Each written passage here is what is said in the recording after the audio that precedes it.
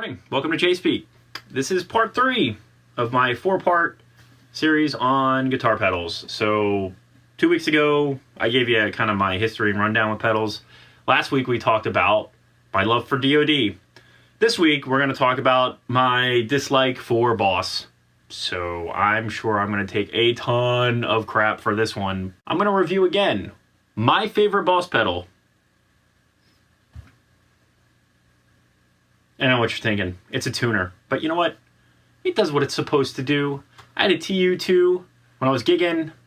The LED light on this thing, on the TU2 anyway, playing outdoor gigs, oh my gosh. I mean, sometimes you won't be able to hear and, you know, based on the live sound guy and all that stuff, problem with it, other than you couldn't see the freaking lights in the sunlight and some gigs. So the TU3 promised to have a better LED light system that you could see them, and it's true. So the TU2 went and the TU3 came in. It's on my board. It'll probably never leave unless they come up with a TU4 that makes you pancakes that have 0 calories. Then, you know, I'm in, I guess. I had the BF2. I had the DS1. I think my first distortion pedal, playing through my Fender Stage 112, I think it was a Metal Zone 2. I'm not a metal kid at all. And I'm not even exactly sure how I ended up with a Metal Zone pedal, but the distortion was good. I think it reminded me of Mesas. Ooh, it was harsh though. I mean, I didn't get a DS1 until much later. I think I needed a pedal on some gigs where we had backlines and they only had Fender amps, and it was like, you know what? I'm just gonna buy a cheapy DS1. You know, they're like 30 or 40 bucks or whatever, and it did great. But yeah, but compared to a tube amp, why use a distortion pedal? And I'm going to get shot for that one too, and I get it. I got a lot of different amps. I obviously some gas issues. I prefer to have my distortion provided by the amp. So just take all your Boss pedals, or all your pedals in general, and just throw them out the window for distortion. But I know they're well-loved pedals, and they're not bad by any means.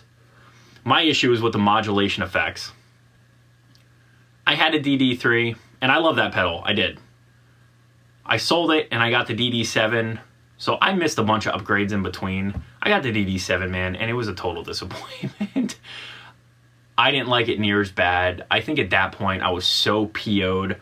I got rid of my flanger. I was so mad. But over the years, they have tempted me. Those Fender bass, I think it's a 59 Bassman, and I think they did one for the Fender Reverb too. I was close getting those, but you know what? I was reminded that a lot of their pedals are one-trick ponies. I don't have the board space for it. I thought the MXR stuff sounded better. But I will say that their pedal footprint is really good. I mean, Bosses they're good. You know what the other thing I don't like about them is right here. When you unscrew this thing, if you're using batteries, now, I grew up and didn't have adapters and stuff, so when I got adapters, it was like a big deal, but I was using batteries as a kid.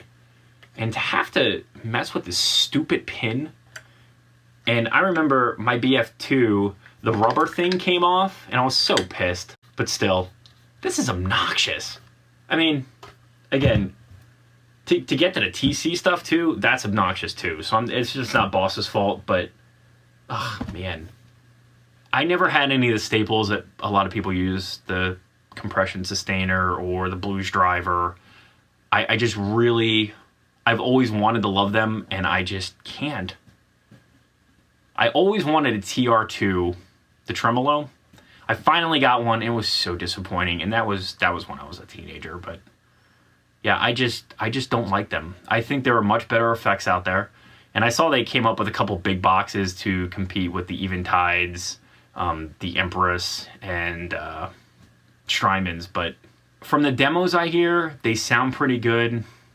They sound a little sterile, though. Something that's got some life in it. And you know what? I don't know if everyone is demoing those big pedals with, you know, not great amps. I don't know. Either way, they can never make another Boss pedal, and I'm okay with that. And I know I'm going to take crap for it, but you know what? There's other pedals that are better.